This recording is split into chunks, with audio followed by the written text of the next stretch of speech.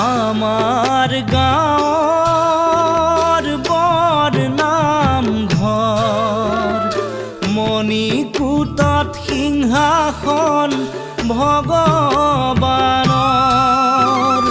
আমাৰ গাঁৱৰ বৰ নামঘৰ মণিকূটত সিংহাসন ভগৱানৰ।